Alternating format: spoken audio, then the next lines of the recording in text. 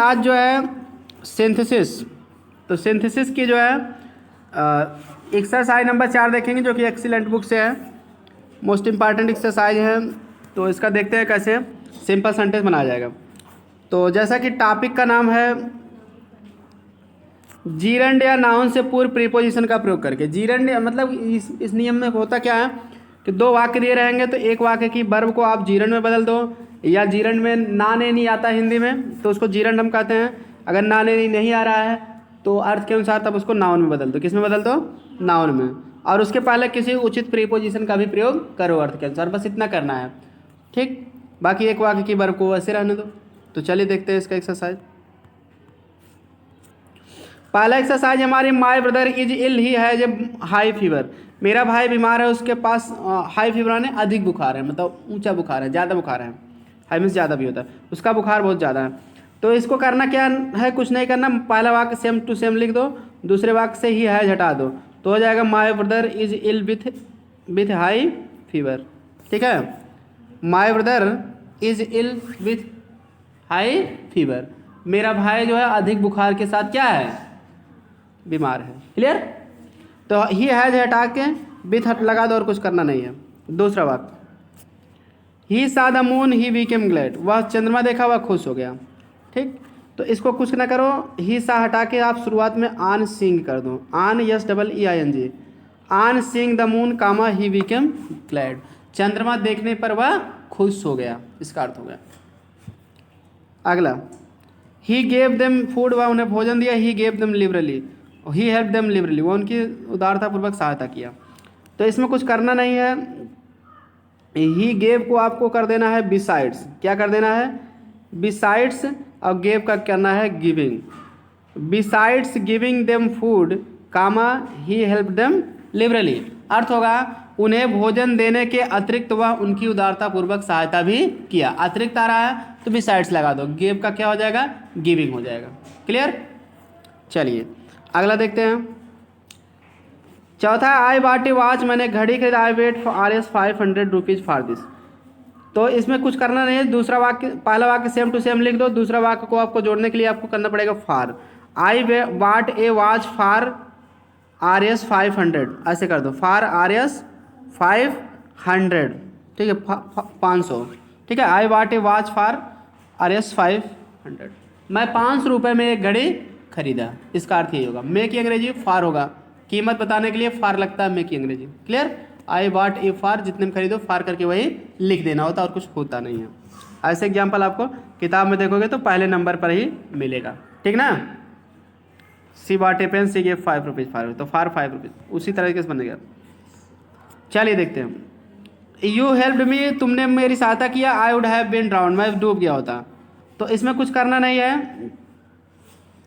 आप चाहे तो शुरुआत में लिख दो without your help, without your help शुरुआत में लिख के आप जो है तब कामा लगा के अगला वाक्य सेम टू सेम लिख दो, I would have been drowned, या ऐसे भी I would have been drowned, तब उसके बाद लास्ट में लिख दो विदाउट योर हेल्प, तब कामा नहीं लगेगा। इसका अर्थ होगा मैं तुम्हारी सहायता के बिना मैं क्या हो गया होता? डूब गया होता। क्लियर? तो बिना आ रहा है तो विदाउट लगा दो, तो योर कर दो, हेल्प का नाउन हेल्प ही होगा, यू का योर हो जाएगा। बिल्कुल क्लियर? Without your help I would have been drowned, या I would have been drowned without your help. तो चलिए अगला देखते हैं। He behaved rudely with me, I was quite displeased. ठीक है, तो इसमें करना क्या है कि मतलब वह मेरे साथ रूडली असभ्यतापूर्वक व्यवहार किया, मैं बिल्कुल निराश था, बिल्कुल अप्रसन्न था। ठीक है, तो ऐसे कर दो। तो इसमें दो तरीके से बना सकते हो, ऑन हिज, ठीक है, on his behaving rudely. Clear? On his behaving rudely comma करके आई वॉज क्वाइट डिसप्लीज्ड। ठीक है, उसके असभ्यतापूर्वक व्यवहार करने पर जो है मैं क्या? बिल्कुल निराश था। या ऐसे भी किसी दूसरा वाक्य पहले, I was quite displeased at his rude behaviour, ऐसे भी कर सकते हैं, ये तो तब नाउन हो जाएगा। क्लियर? नहीं तो आप आराम से कर दो, ऑन ही का हिज हो जाएगा, बिहेव का बिहेविंग हो जाएगा जीरेंट फॉर्म, ऑन हिज बिहेविंग और रूडली। क्लियर? उसके बाद कामा लगा दो, ये विथ मी लिखने की कोई ज़रूरत नहीं है। आई वॉज क्वाइट डिसप्लीज, मैं बिल्कुल निराश था। तो आप मेरे साथ करेगा तभी मैं निराश होऊंगा, इसलिए विथ मी नहीं भी लिखोगे चल जाएगा।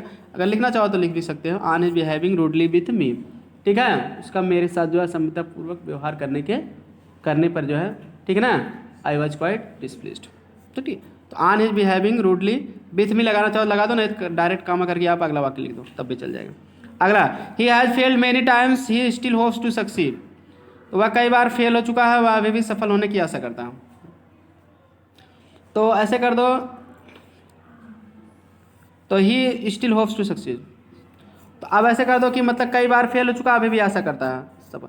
इसमें इन स्पाइट ऑफ से बनेगा, in spite of his many failure हो जाए, FAILURES comma, in spite of his many failures, अपनी कई असफलताओं के बावजूद ही होप्स टू सक्सीड हो जाएगा। अगला वाक्य में स्टिल हटा दो, क्योंकि इन स्पाइट ऑफ लगाने से उसका अर्थ क्लियर हो जाएगा। इन spite of his many failures, fail का नाउन बता दो फेलर्स, ठीक ना, अपनी कई असफलताओं के बावजूद ही होप्स टू सक्सीड, वह सफल होने की आशा करता है, ऐसे बनेगा। अगला, आई बाट ए पेन, तो इसमें कुछ नहीं करना, आई गाट इट हटा दो बस। आई बाट ए पेन फॉर 10 रुपीज़, मैं 10 रुपये में एक कलम खरीदा, इसका अर्थ हो जाएगा। तो आई गाट इट हटा के पूरा वाक्य शुरू से लेकर लास्ट तक जोड़ते चल जाओ। आई बाट ए पेन फॉर 10 रुपीज़। नवा होगा, he was a poor man, he was an umbrella independent spirit. Independent माने स्वतंत्र, स्पिरिट माने आत्मा, वह एक गरीब आदमी था, वह स्वतंत्र आत्मा का था। तो इसमें कुछ करना नहीं है, ही वाज ए, ठीक है, पुअर मैन, ठीक है। अब जो है इसमें आपको करना क्या है, ही वाज हटा देना, आप एन इंडिपेंडेंट स्पिरिट वैसे जोड़ दो, वह एक स्वतंत्र आत्मा का जो है गरीब व्यक्ति था। क्लियर, आप तो आपका प्रीपोजिशन हो जाएगा, मैंने आगे दिया है नाउन, ठीक ना, तो सब कुछ वही रहेगा, इंडिपेंडेंट स्पिरिट वो नाउन है, ठीक। तो आपको करना क्या है, he was a poor man, he was हटा के आप से जोड़ दो। अगला, the states of Andhra is divided into several districts, मतलब आंध्र का राज्य जो है कई जिलों में बटा है। Each district has its own headquarters, प्रत्येक जिले के अपने हेडक्वार्टर्स माने तो मुख्यालय हैं, ठीक ना। तो ऐसे कर दो इसको, ड्यू टू करना पड़ेगा इसमें, ड्यू टू डिवाइडिंग, डिवाइड का ING फॉर्म कर दो, dividing, clear, into several districts, ऐसा पूरा लिखते जाओ। Due to dividing into several districts, कई जिलों में बटे होने के कारण। उसके बाद आप करो ईच डिस्ट्रिक्ट करो, ठीक है। उसके बाद ईच डिस्ट्रिक्ट्स ना, ऐसे कर दो, the states of Andhra, each districts, हाँ, ईच डिस्ट्रिक्ट के बाद ऐसे लिखो, यहाँ बीच में ऑफ कर दो, of the state of Andhra, of the state of Andhra, ये शुरुआत वाला, clear, of the states of Andhra. उसके बाद हैज़ इट्स ओन हेडक्वार्टर्स, उसको वैसे रहने दो। शुरुआत में आपको करना है ड्यू टू लगाना है, डिवाइडेड का डिवाइडिंग करना है, उसके बाद डिस्ट्रिक्ट के बाद कामा लगा देना है, ईच डिस्ट्रिक्ट के बाद यहाँ हैज़ से पहले आपको of the state of Andhra, ये शुरुआत ऑफ लगा के द स्टेट ऑफ आंध्रा लिखना है शुरुआत से। उसके बाद हैज़ से पूरा लास्ट तक लिख दो, हैज़ इट्स ओन हेडक्वार्टर्स। इसका अर्थ होगा, ठीक है, कई जिलों में बटे होने के कारण आंध्रा के राज्य के प्रत्येक जिले का अपना मुख्यालय है। कई जिलों में बटे होने के कारण आंध्रा के प्रत्येक राज्य के जिले का क्या है, अपना मुख्यालय है, ठीक। इस तरह से सिंपल सेंटेंस। दूसरा, ही कुड नॉट कम, वह नहीं आया, ही वाज इल, ठीक है। तो आप कह दो ही कुड नॉट कम, ठीक है, ड्यू टू इलनेस, वह बीमारी के कारण नहीं आया, या शुरुआत में भी कैसे due to illness comma he could not come, तब भी सही है, ठीक। He could not come due to illness, illness माने होता बीमारी, इल से बना है इलनेस, नाउन, ठीक, वह बीमारी के कारण नहीं आया।